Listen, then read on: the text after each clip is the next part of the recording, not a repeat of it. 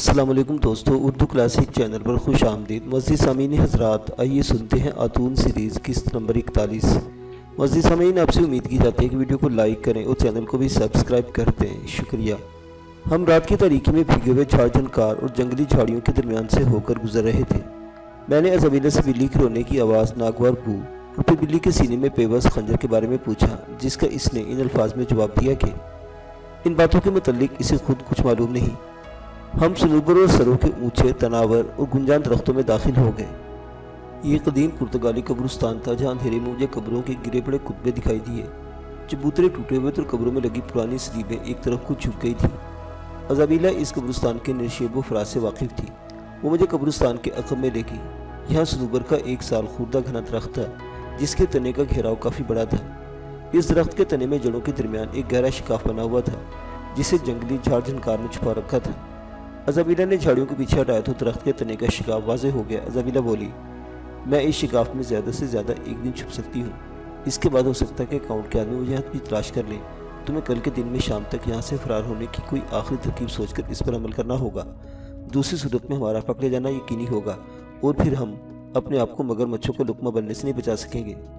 ہو سکتا ہے کاؤنٹ میری جان بخشی کر دے، مگر وہ تمہیں کبھی معاف نہیں کرے گا۔ میں اب بھی تمہیں یہی مشورہ دوں گی کہ تم واپس محل میں چلے جاؤ اور مجھے زمیندوز تہہ خانے میں جانے دو۔ میں نے ازابیلہ سے کہا کہ مجھے ایک دن کی مہلت دو۔ پھر میں نے اسے درخت کے تنے کے شکاف میں چھپا دیا۔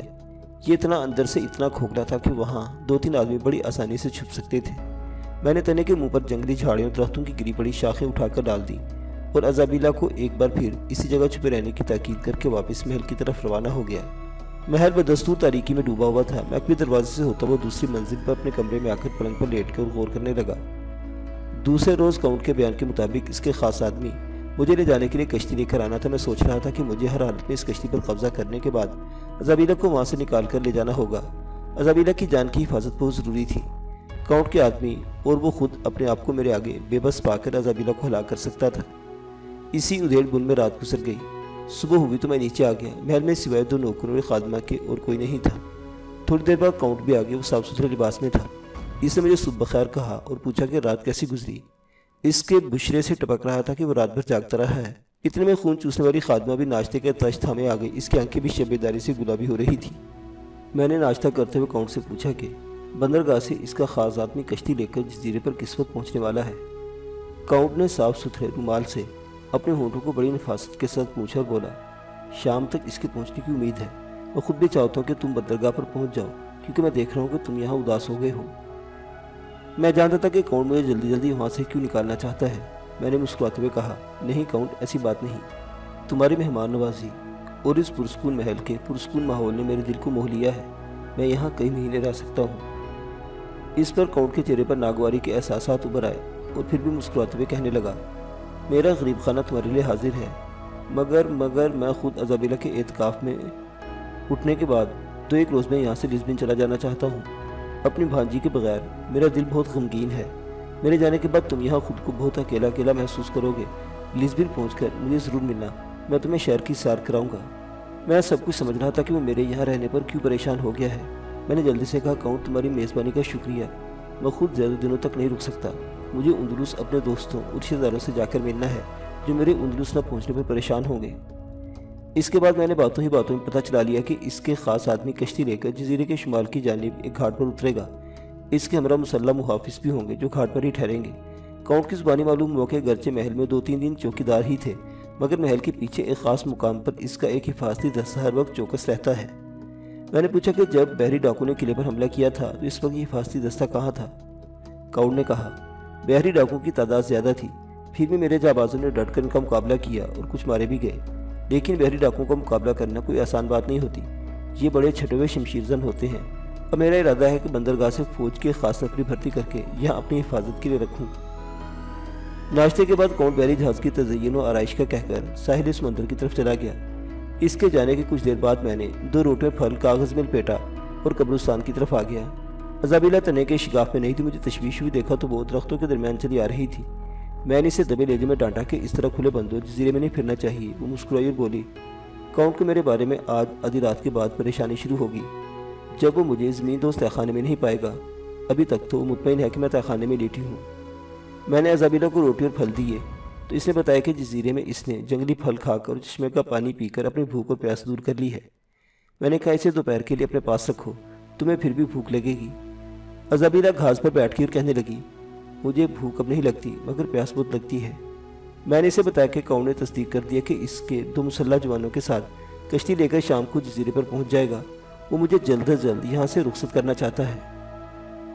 ازابیلا نے مسکرا کر کہا، تم اس کی راہ میں رکاوٹ ہو، تمہاری وجہ سے اسے اپنے راز کے تشت ازبام ہونے کا خطرہ ہے۔ ازابیلا کے چہرے پر گزشتہ روز والی نکاہت اور کمزوری نہیں تھی، وہ بڑی حشاش بشاش تھی۔ ظاہر ہے وہ کونٹ کی قید سے آزاد ہو گئی تھی اور آزادی ہمیشہ مسرت و شادمانی کا پیغام لاتی ہے۔ وہ مجھ سے دریافت کرتی رہی کہ میں نے کشتی پر قبضہ کرنے کی کیا ترکیب سوچی ہے، کیا منصوبہ بنایا ہے۔ میرے دماغ میں ابھی تک کوئی منصوبہ نہیں تھا۔ میں نے تسلی دی کہ بہرحال آج رات ہم اس جزیرے سے نکل جائیں گے۔ تم تیار رہنا، میں آدھی رات سے پہلے کسی وقت تمہیں آ کر لے جاؤں گا۔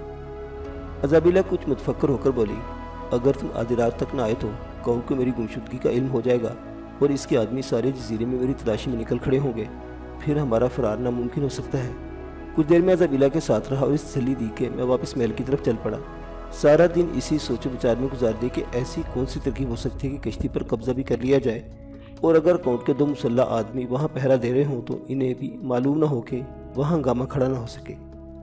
دن غروب ہو گیا تو کونٹ نے مجھے محل سے باہر جاتے ہوئے بتایا کہ کشتی لے کر اس کے آدمی کے آنے کا وقت ہو گیا ہے اور وہ گھاٹ پر جا رہا ہے۔ وہ گھوڑے پر سوار ہو کر گھاٹ کی طرف روانہ ہو گیا۔ اس کے جانے کے بعد میں بھی جنگل میں سے ہو کر گھاٹ کی طرف روانہ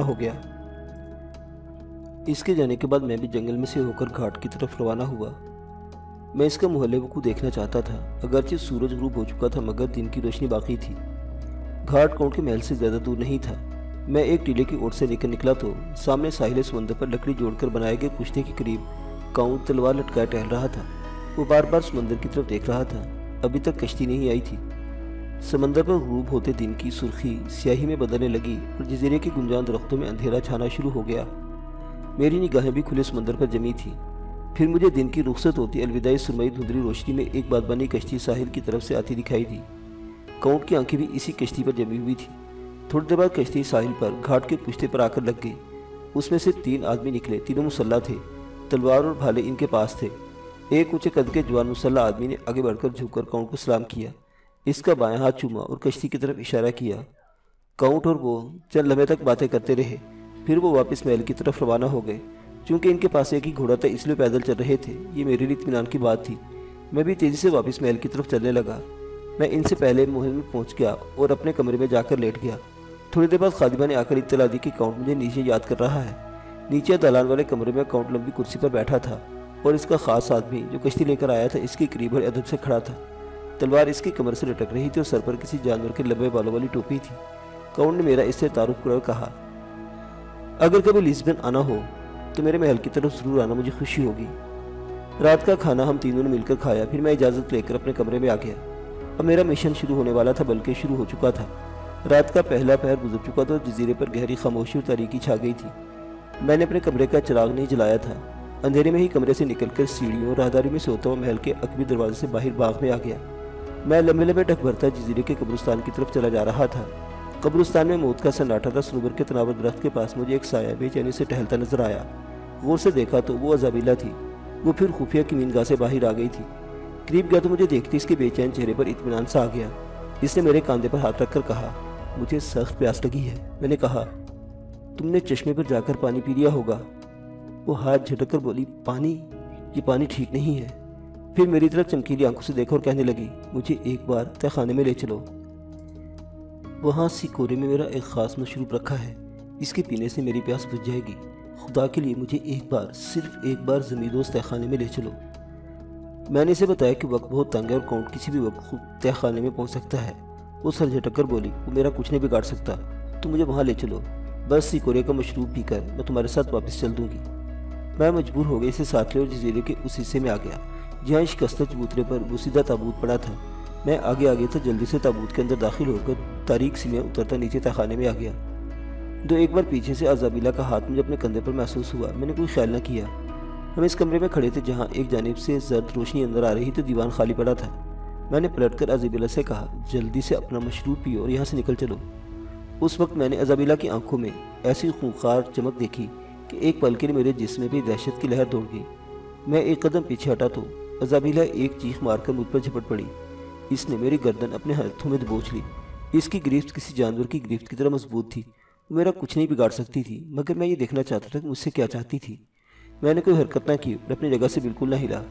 میری بے بسی نے ازابیلا کا حوصلہ بڑھ گیا۔ وہ سمجھی کہ میں دہشت زدہ ہو گیا ہوں۔ اس نے اپنا منہ میری گردن پر رکھ کر اپنے دانت میری کھال میں چبو دیے۔ بہت جلد اسے احساس ہو گیا کہ معاملہ الٹ ہے۔ میں اس کے مذموم اندیے کو سمجھ گیا تھا۔ میں نے اسے پیچھے رکھ دیا، اسے جھنجھوڑتے ہوئے کہا، ازابیلا، ازابیلا، کیا تم بھی خونہ شام چڑیل بن چکی ہو؟ ہوش میں آؤ۔ ازابیلا حقیقت میں خونہ شام چڑیل کا روپ اختیار کر چکی تھی۔ اس کا چہرہ ڈراؤنا ہو گیا تھا، آنکھیں اوپر کو چڑھ گئی تھی، ہاتھوں کی انگلیاں مڑ گئی تھی۔ اس کے حلق سے ایک ڈراؤنی آواز بلند ہوئی اور دالان نما کمرے کے مغربی ستونوں کے اندھیرے میں سے اچانک کاؤنٹ اور خونہ شام خادمہ نکل کر میری طرف لپکے۔ ازابیلا نے میری طرف اشارہ کر کے کہا، کاؤنٹ، اس کے بدن میں خون نہیں ہے۔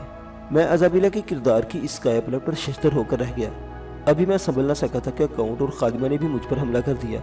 کاؤنٹ نے مجھے بازو سے پکڑ لیا اور خادمہ نے وحشیانہ انداز میں اچھل کر میری گردن پر اپنے دانت گاڑ دیے۔ پھر فوراً ہی اپنی گردن جھٹک دی اور چیخنما آواز میں بولی، اس کے جسم میں خون نہیں ہے۔ کاؤنٹ نے دھکا دے کر مجھے زمین پر گرانے کی کوشش کی۔ وہ اگر ساری زندگی اپنی اسی کوشش میں لگا رہتا تو بھی کامیاب نہ ہو سکتا تھا۔ میں نے کاؤنٹ کو ستون کی طرف جھٹک دیا۔ وہ لڑکتا ہوا ستون سے جا ٹکرایا۔ خادمہ اور ازابیلا بھی اس کی طرف لپکی۔ کاؤنٹ فرفٹ سے اٹھا اور جدھر اندھیرا تھا اس طرف دوڑ پڑا۔ وہ دونوں بھی جدھر کاؤنٹ گیا تھا ادھر کو لڑکتی بھی چل پڑی۔ ازابیلا اپنے آپ کو خادمہ کی گریف سے چھڑانے کے لیے کوئی کوشش نہیں کر رہی تھی۔ ازابیلا کو اس خونی ماحول سے نکالنے کا اب سوال ہی پیدا نہیں ہوتا تھا۔ وہ خون آشاموں کی اس ٹولی کا حصہ بن چکی تھی اور اسے وہاں سے نکال کر انسانوں کی بستی میں لے جانا غیر انسانی فعل تھا۔ میں تہہ خانے کے دالان میں اکیلا رہ گیا۔ تینوں خون آشاموں کے جانے کے بعد کونے سے آتی زرد روشنی بجھنا شروع ہو گئی۔ اس جانب سے ایک بار پھر کسی زخمی بلی کی کراہنے کی ڈراؤنی آوازیں آنے لگی۔ میں تہہ خانے کی جالی دار ٹوٹی ہوئی کھڑکی سے گزر کر سیڑھیوں میں آ گیا۔ سیڑھیاں چڑھ کر تابوت کے سوراخ میں سے باہر نکلا تو رات کی تاریکی کم ہو رہی تھی اور مشرقی آسمان پر صبح کاذب کی کافوری چہلکیاں پھیل رہی تھیں۔ میں جزیرے کے درختوں میں سے گزرتا گھاٹ کے قریب آ گیا۔ دونوں مسلح سپاہی کشتی کے قریبی ریت پر سو رہے تھے۔ میں ان کے پاس سے گزرا تو ان کی آنکھ کھل گئی۔ انہوں نے تلواریں کھینچ کر مجھے للکارا۔ میں نے ان کی طرف کو توجہ نہ دی اور اچھل کر کشتی میں بیٹھ گیا۔ انہوں نے مجھ پر حملہ کر دیا۔ یہ ان کی حماقت تھی۔ میرا ارادہ ہرگز ان کو قتل کرنے کا نہیں تھا اور میں نے انہیں واپس چلے جانے کو بھی کہا، مگر وہ مجھ پر تلواریں برسانے لگے۔ ان کی تلواروں کے وار تو میرا کچھ نہ بگاڑ سکے، لیکن تھوڑی دیر بعد ریت پر ان کی اپنی لاشیں پڑی تڑپ رہی تھی۔ میں نے چپو سنبھالے اور کشتی کا رخ کھلے سمندر کی طرف کر دیا۔ ابھی ہوا کی رفتار مناسب نہیں تھی، چنانچہ میں دور تک چپوں کی مدد سے کشتی کھینچتا چلا گیا۔ جب کاؤنٹ کا منحوس جزیرہ کافی پیچھے رہ گیا تو سمندر کے وسط میں آنے کے بعد ہوا کے جھونکے چل نکلے۔ میں نے کشتی کا بادبان کھول دیا اور اسے شمال مغرب کی طرف چلانے لگا۔ کاؤنٹ کے بیان کے مطابق میری کشتی کو تیسرے روز پرتگال کے ساحل پر پہنچ جانا چاہیے تھا، لیکن ایسا نہ ہوا۔ مجھے سمندر میں سفر کرتے 5 روز گزر گئے تھے اور ساحل ابھی تک دکھائی نہ دیا تھا۔ میں سمجھا کہ میں راستے سے بھٹک گیا ہوں اور اب خدا جانے کہاں سے کہاں جا نکلوں۔ سمندر میں 10 روز تک بھٹکنے کے بعد ایک روز جبکہ آسمان پر گھنی گھٹائی چھا رہی تھی اور سورج غروب ہو چکا تھا، مجھے دور سے ساحل کی سیال کی دکھائی دی۔ میں کشتی کو ساحل کے رخ پر رکھے ہوئے تھا اور سمندر کی لہریں اب تیزی سے ساحل کی طرف بڑھتے ہوئے میری کشتی کو آگے آگے کھینچتے لے جا رہی تھی۔ رات ہو چکی تھی جب میری کشتی ساحل کے ساتھ جا کر لگ گئی۔ ساحل پر جگہ جگہ سروں اور الوار کے درختوں کے جھنڈ کھڑے تھے۔ میں اندھیرے میں بھی ان درختوں کو پہچان سکتا تھا۔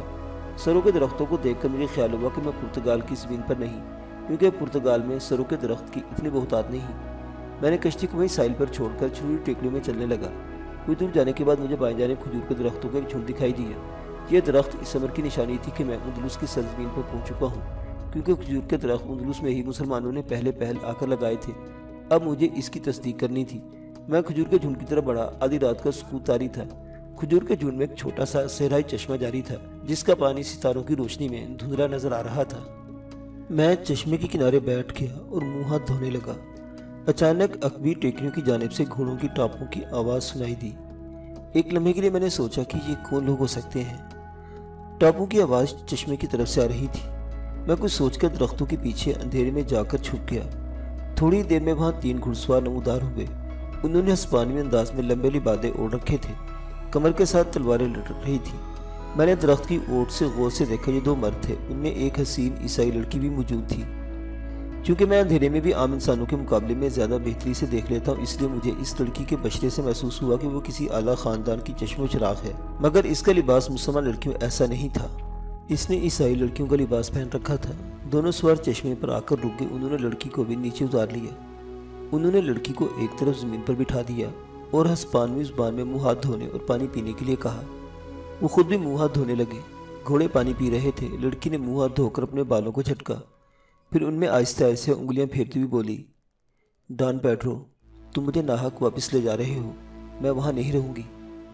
اس ہسپانوی جس کا نام ڈان پیڈرو تھا اسی آواز میں بولا، عذرا، تم نے ایک مسلمان نوجوان کے ساتھ گھر سے نکل کر ہماری ناک کٹوا دی ہے، سارے خاندان کو بے عزت کیا ہے، تمہارا باپ تمہیں زندہ نہیں چھوڑے گا، ہمارا فرض ہے کہ ہم تمہیں اس کے پاس لے جائیں۔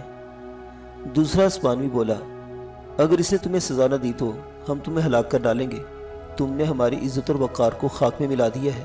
اس لڑکی کا نام عذرا تھا۔ عذرا نے شان بے نیازی سے گردن کو ایک طرف خم دی اور بولی، تم چاہے میرے ٹکڑے اڑا دو مگر میں عبداللہ بن علی کی ہوں اور ہمیشہ اسی کی محبت کا دم بھرتی رہوں گی۔ اس پر ہسپانوی ڈان پیڈرو نے غصے میں آ کر تلوار کھینچ لی۔ اس کے ساتھی نے فوراً اس کا ہاتھ تھام لیا۔ نہیں ڈان پیڈرو، یہ ہمارے چچا اور اپنے باپ کی امانت ہے، ہمیں اسے زندہ حالت میں اس کے باپ تک پہنچانا ہے، ہم نے اس کا وعدہ کر رکھا ہے، اپنے غصے پر قابو پاؤ۔ ڈان پیڈرو نے تلوار دوبارہ نیام میں کر لی اور گھوڑے پر سے کمبل اتار کر نیچے ریت پر بچھانے لگا۔ ہم یہاں باقی رات آرام کریں گے، اس کے ہاتھ باندھ دو۔ عذرا کے ہاتھ پشت پر باندھ دیے گئے۔ اس کے لیے ذرا ہٹ کر زمین پر موٹا کمبل بچھا دیا گیا۔ ڈان پیڈرو نے تحکمانہ لہجے میں کہا، یہاں سو جاؤ، شاید یہ تمہاری زندگی کی آخری رات ہو۔ عذرا نے بالوں کو جھٹک دیا اور کہا، زندگی اور موت خداوند کے ہاتھ میں ہے۔ 4 قدم کے فاصلے پر دونوں ہسپانوی جو عذرا کے قریبی رشتہ دار تھے لیٹ گئے۔ انہوں نے عذرا کے پاؤں میں بھی ایک رسی ڈال کر اپنے پاؤں میں باندھ لی تھی تاکہ اگر وہ فرار ہونے کی کوشش کرے تو انہیں پتہ چل جائے۔ میں خاموش تماشے بنا یہ سب کچھ دیکھ رہا تھا۔ رات گزرتی جا رہی تھی۔ کچھ دیر تک آپس میں باتیں کرنے کے بعد دونوں ہسپانوی سو گئے۔ ان کے ہلکے ہلکے خراٹوں کی آوازیں سنائی دینے لگی۔ عذرا نے لیٹے لیٹے سر اٹھا کر ان کی طرف نگاہ ڈالی۔ شاید وہ فرار ہونے کے بارے میں سوچ رہی تھی مگر مجبور تھی، اس کے ہاتھ پاؤں بندھے ہوئے تھے۔ اس نے اپنا سر دوبارہ نیچے ڈال لیا۔ ساری کہانی میری سمجھ میں آ گئی تھی۔ یہ کسی ہسپانوی جاگیردار کی بیٹی تھی جو کسی مسلمان نوجوان عبداللہ بن علی سے محبت کرتی تھی اور شاید اس کے ساتھ گھر سے فرار ہو گئی تھی اور یہ لوگ اسے دوبارہ پکڑ کر لائے تھے۔ خدا جانے عذرا کے محبوب عبداللہ بن علی کا کیا حشر ہوا تھا، زندہ تھا یا مر گیا تھا، لیکن عذرا کی باتوں سے مجھے اندازہ ہوا تھا کہ وہ مرا نہیں ہے۔ بہرحال میں نے عذرا کی مدد کرنے کا فیصلہ کر لیا کیونکہ اس کی باتوں سے ثابت ہو چکا تھا کہ وہ عبداللہ بن علی سے محبت کرتی ہے اور اپنی مرضی سے اس کے پاس گئی تھی۔ یہ لوگ نہ صرف یہ کہ محبت کرتے ہیں بلکہ محبت اپنی جان کی بازی لگا دیتے ہیں۔ ان کی مدد کرنا میرا اولین فرض تھا۔ میں نے ہمتاً گوش ہو کر سنا۔ دونوں ہسپانوی سرداروں کے ہلکے ہلکے خراٹوں کی آواز ابھی تک آ رہی تھی۔ چاروں طرف رات کا اندھیرا تھا، انہوں نے وہاں کوئی الاؤ بھی روشن نہیں کیا تھا۔ ان کی باتوں سے یہ بات بھی تقریباً ثابت ہو چکی تھی کہ میں اندلس کی سرزمین پر ہوں۔ میں بڑی احتیاط کے ساتھ کھجور کے درختوں کی اور سے نکلا اور آہستہ آہستہ گھٹنوں کے بل چلتا ہوا ہسپانوی دوشیزہ عذرا کے سرہانے کی طرف آ گیا۔ وہ جاگ رہی تھی مگر اس نے اپنا سر نیچے کر رکھا تھا۔ مجھے یہ بھی اندیشہ تھا کہ مجھے اچانک دیکھ کر خوف سے اس کی چیخ نکل سکتی تھی۔ میں ذرا سی آہٹ پیدا کیے بغیر گھٹنوں کے بل چلتا اس کے قریب آ کر رک گیا۔ میں نے پہلا کام یہ کیا کہ جلدی سے اپنا ہاتھ آگے بڑھا کر اس کے ہونٹوں پر مضبوطی سے جما دیا، پھر اس کے کان میں ہسپانوی زبان میں کہا، عذرا، میں تمہاری مدد کرنے آیا ہوں، بالکل خاموش رہنا۔ اس کے ساتھ ہی میں نے سب سے پہلے نہایت احتیاط سے اس کے پاؤں کی رسی کھول ڈالی۔ میرے رسی کھولنے سے عذرا کی تسلی ہو گئی تھی کہ میں کوئی غیبی امداد ہوں۔ اس کے بعد میں نے اس کے ہاتھوں کی بھی رسی بندش سے آزاد کر دیا۔ عذرا اٹھ کر بیٹھ گئی اور اندھیرے میں اپنی چمکیلی آنکھوں سے میری طرف تکنے لگی۔ اس کی آنکھوں میں مسرت آمیز چمک تھی اور حیرت تھی۔ میں نے اسے اشارے سے اپنے پیچھے آنے کو کہا، وہ میرے پیچھے چلنے لگی۔ ہم کھجوروں کے جھنڈ میں آ گئے۔ اب اسے سرگوشی کی، تم کون ہو؟ تمہارا لباس ہسپانوی نہیں ہے۔ میں نے اسے سرگوشی میں جواب دیا، میں کوئی بھی ہوں، تم اس کی فکر نہ کرو، اس وقت تمہیں یہاں سے نکالنا ہے، میرے ساتھ آؤ۔ عذرا نے ایک بار پھر سرگوشی کی، ہمیں گھوڑے نکال کر آنے چاہیے۔ یہ کام خطرناک تھا، گھوڑے اجنبی کو دیکھ کر بدک سکتے تھے اور ان کی ہنہناہٹ کی آواز پر دونوں ہسپانوی سپاہی جاگ کر عذرا کے لیے موت کا فرشتہ بن سکتے تھے۔ میں ایک ہسپانوی سے عذرا کی جان بچا سکتا تھا لیکن دوسرا اس پر وار کر سکتا تھا۔ اس کے باوجود عذرا کی تجویز قابل غور تھی۔ اگر میں اسے ساتھ لے کر نکل بھی جاتا تو دن نکلنے پر ہسپانوی ہمارے قدموں کے نشان لیتے، ہم تک پہنچ جاتے۔ پھر ان ٹیکریوں میں گھنے جنگلوں میں بھی جنگل بھی نہیں تھے، بس کہیں کہیں سرو اور ایلویرا کے درختوں کے جھنڈ کھڑے تھے۔ تیسری بات یہ تھی کہ میں اس علاقے سے ناواقف تھا۔ عذرا کی زبانی مجھے اتنا معلوم ہو گیا تھا کہ ہم اندلس کے جنوبی ساحل ملاکا کی بندرگاہ سے کچھ ہی فاصلے پر تھے۔ عذرا سے میں اس سے زیادہ نہیں پوچھ سکتا تھا۔ آخر میں اسی نتیجے پر پہنچا کہ مجھے گھوڑے کھولنے کی خطرناک غلطی نہیں کرنی چاہیے۔ میں نے عذرا کو ساتھ لیا اور ہم تیز سے چلتے ہوئے درختوں کے جھنڈ سے نکل کر شمال کی طرف ایک ٹیکری کے دامن میں آ گئے۔ میں نے عذرا سے پوچھا کہ کیا وہ ان علاقوں سے واقف ہے۔ اس نے جواب میں بتایا کہ شمال مشرق کی جانب غرناطہ کا شہر ہے جو وہاں سے اونٹوں پر 4 دن کی مسافت پر ہے۔ اس کے سوا اسے کچھ معلوم نہیں تھا۔ میرا ذہن بڑی تیزی سے کام کر رہا تھا۔ میں جانتا تھا کہ ہسپانوی دوشیزہ عذرا زیادہ دور تک میرا ساتھ نہ دے سکے گی، وہ تھک جائے گی۔ اس سے ضروری تھا کہ کوئی ایسا محفوظ ٹھکانہ تلاش کیا جائے جہاں عذرا کو چھپا دیا جائے۔ زمین پر گھاس بالکل نہیں تھی اور وہاں ہمارے قدموں کے نشان پڑ رہے تھے جو عذرا کے رشتہ دار ہسپانوی گھڑ سواروں کو اس کی خفیہ کمیل گاہ تک پہنچا سکتے تھے۔ یہ ساری باتیں میری پیش نظر تھیں۔ سامنے حد نظر تک چھوٹے چھوٹے اونچے اونچے ٹیلوں کا سلسلہ پھیلا ہوا تھا جہاں کہیں کہیں درختوں کے جھنڈ سیاہ دھبوں کی طرح لگ رہے تھے۔ ہسپانوی گھڑ سوار کسی وقت بھی بیدار ہو کر عذرا کی تلاش میں نکل سکتے تھے۔ اب رات بھی ڈھلنا شروع ہو گئی تھی۔ اندلس کا مشرقی آسمان ابھی زمرد کے رنگ کا ہو گیا تھا۔ آخر وہی ہوا، عذرا تھک کر بیٹھ گئی۔ اس نے کہا کہ اس سے آگے نہیں چلا جاتا۔ میں نے دائیں بائیں نظریں دوڑائیں۔ مجھے کچھ فاصلے پر اندھیرے میں ایک ایسی چیز نظر آئی جس نے ایک پل کے لیے مجھے متعجب کر دیا، اور میں نے اثر نو غور کیا کہ کہیں میں غلطی سے اندلس کے بجائے اپنے آبا و اجداد کی قدیم سرزمین مصر میں تو نہیں آ گیا۔ یہ تعجب خیز چیز احرام کی طرز کا ایک مخطوطی ٹیلا تھا۔ حیرانی کی بات یہ تھی کہ اگر یہ اندلس کی سرزمین ہے تو یہاں یہ احرام کہاں سے آ گیا؟ میں نے ایک بار پھر ہسپانوی دوشیزہ سے سوال کیا کہ کیا ہم اندلس میں ہی ہیں نا؟ اس نے اس بات میں جواب دیا۔ میرے پاس غور و فکر کا وقت نہیں تھا۔ میں نے عذرا کو ساتھ لیا اور احرام کی طرف بڑھا۔ قریب جا کر دیکھا تو واقعی ایک پرانا احرام تھا جس کی مخروطی دیوار کے بڑے بڑے پتھر جگہ جگہ سے ٹوٹ کر جھڑے ہوئے تھے۔ ہسپانوی دوشیزہ کو اس احرام کے بارے میں صرف اتنا علم تھا کہ یہ ایک قدیم کھنڈر ہے۔ میں نے عذرا کو ایک طرف بیٹھنے کے لیے کہا اور خود اس بوسیدہ احرام کے کھنڈر کا تینوں جانب گھوم کر جائزہ لیا۔ میں دیوار میں اس جگہ کو تلاش کر رہا تھا جہاں 3 پتھروں کو ایک خاص شکل میں جوڑ کر ایک دوسرے سے ہم آہنگ کیا جاتا ہے۔ آخر وہ جگہ مجھے مل گئی۔ یہاں 3 پتھروں کو اس طرح جوڑا گیا تھا کہ ان کے درمیان چھوٹی سی تکون بن گئی تھی۔ یہی احرام میں داخل ہونے کا پوشیدہ دروازہ تھا۔ میں نے ایک پتھر کو اپنی گرفت میں لے کر ہلایا، وہ اپنی جگہ سے ہل گیا۔ تھوڑی سی کوشش کے بعد میں نے اس پتھر کو اور پھر دوسرے پتھر کو باہر نکال لیا۔ اندر سے بھاری نمالود خاص پر اسرار احرامی خوشبویات میں ڈوبی ہوئی ہوا کا جھونکا بڑی تیزی سے باہر کو نکلا۔ میں نے جھانک کر اندر دیکھا، گھپ اندھیرا تھا۔ 2 سیڑھیوں کی پتھر کی دیوار اندر کی جانب بنے ہوئے تھے۔ میں دیوار کی اوٹ سے نکل کر عذرا کے پاس گیا اور اسے اپنے ساتھ لے کر احرام کے خفیہ دروازے میں آ گیا۔ وہ خستہ حال احرام کی دیوار میں شگاف دیکھ کر حیران رہ گئی۔ میں نے اس کو مطمئن کرنے کے لیے کہا کہ یہاں پہلے اسے ایک پتھر اکھڑا ہوا تھا۔ وہ اندر جاتے ہوئے گھبرا رہی تھی، لیکن اب صبح کی روشنی چاروں طرف پھیل چکی تھی۔ ہمیں دور سے گھوڑوں کی ٹاپوں کی آواز بھی سنائی دینے لگی۔ میں نے عذرا سے کہا کہ اس کے ظالم رشتہ دار اسے گرفتار کرنے چلے آ رہے ہیں۔ اس پر وہ گھبرا کر احرام کی طرف بڑھی۔ میں نے اسے روک دیا، خود شگاف میں اندر احرام کے گھپ اندھیرے میں اتر گیا۔ سیڑھیوں کے 2 پتھر نیچے کی ریتلی زمین تھی۔ میں نے عذرا کو بھی اندر کھینچ لیا، اس احرام کے اندرونی دیوار کے ساتھ بیٹھنے کو کہا، خود شگاف سے باہر آ کر پتھروں کو دیوار میں اس طریقے سے جمایا کہ عذرا کو تازہ ہوا اندر ملتی رہے۔ میں نے اسے بتا دیا تھا کہ میں اس تعاقب کرتے سرداروں کو غلط راستے پر ڈالنے کے لیے باہر جا رہا ہوں۔ میں احرام کے سامنے مہندی کی جھاڑیوں کے پاس آ کر زمین پر بیٹھ گیا۔ میں نے ایک چالاکی یہ کی کہ شور زدہ زمین پر بنے اپنے اور عذرا کے قدموں کے نشان دور تک مٹا دیے۔ اتنے میں دونوں ہسپانوی اپنے ساتھ عذرا کا خالی گھوڑا لیے میرے قریب آ کر رک گئے۔ ان میں جو ڈان پیڈرو تھا، اس نے مجھ سے دریافت کیا کہ کیا میں نے وہاں سے کسی نوجوان دوشیزہ کو جاتے دیکھا ہے۔ میں نے کچھ سوچ کر ایک طرف اشارہ کرتے ہوئے کہا، ہاں، تھوڑی دیر پہلے اس طرف ایک عورت کو میں نے بھاگتے ہوئے دیکھا تھا۔ دونوں سرداروں نے میرا شکریہ ادا کیا اور دوسری جانب گھوڑے ڈال دیے۔ جب وہ گھڑ سوار میری نگاہوں سے اوجھل ہو گئے تو میں اٹھا اور احرام کی دیوار کے پتھر کو باہر کھینچ کر اندر داخل ہو گیا۔ میں نے پتھر کو کھینچ کر دوبارہ اس کی جگہ پر اس طرح جوڑ دیا تاکہ تازہ ہوا اندر آتی رہے۔ میں چاہتا تھا کہ جب گھڑ سوار اس علاقے سے دور نکل جائیں تو میں عذرا کو وہاں سے نکال کر جہاں وہ جانا چاہتی ہے وہاں پہنچا دوں۔ اندھیرے میں مجھے ہسپانوی دوشیزہ نظر نہ آئی۔ میں نے اسے آواز دی تو اس کی بڑی کمزور سی آواز احرام کے کونے سے آئی۔ میں اس کے در لپکا، میں احرام کے گھپ سے اندھیرے میں بھی پتھروں کے دھندلے خاکے دیکھ سکتا تھا۔ کونے میں ایک جگہ ممی کا تابوت اپنے چبوترے سے لڑک کر ایک طرف اوندا پڑا تھا۔ چبوترے میں گہرا شگاف تھا۔ عذرا اسی شگاف میں پڑی تھی۔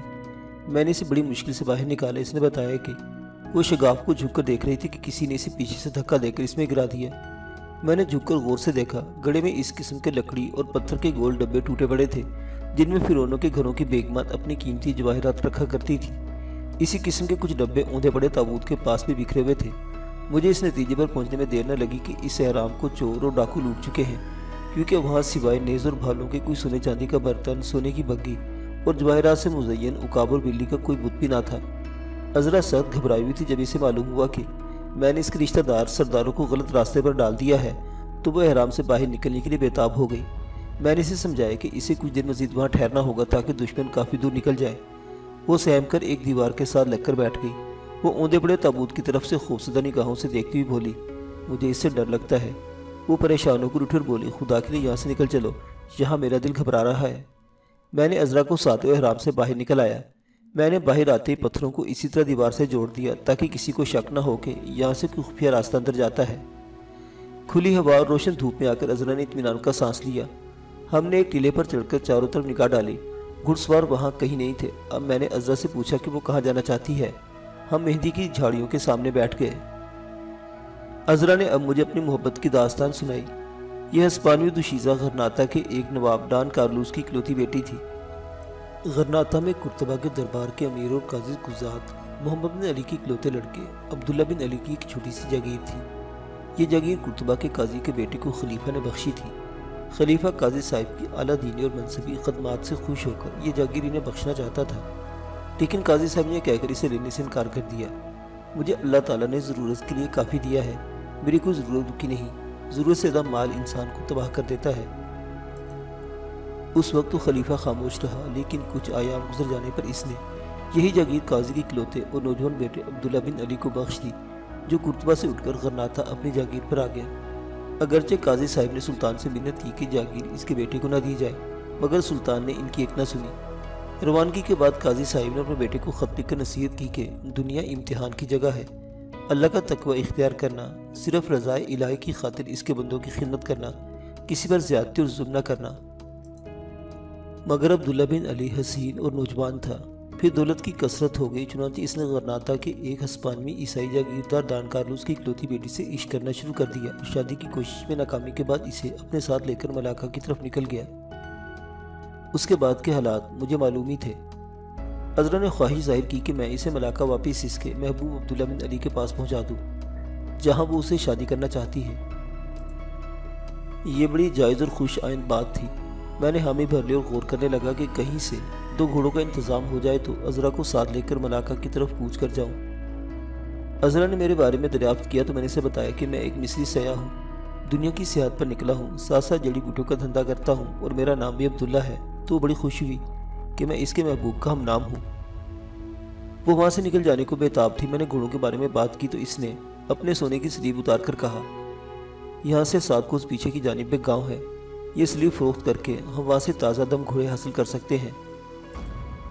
मैंने स्लीव इसके गले में ही पड़ी रहने दी और इसे साथ लेकर वापसी का सफ़र शुरू कर दिया। एक अमीर घराने की चश्मो चिराग नाजुक अंदाम दुशीज़ा के लिए पुरखतर ब्यामा में 7 कोस पैदल सफ़र करना बहुत मुश्किल था। अज़रा अपने महबूब से मिलने के जज्बे में तेज़ तेज़ चल रही थी। किसी न किसी तरह गिरते पड़ते इसने मेरे साथ 7 कोस की मुसाफत तय कर ली।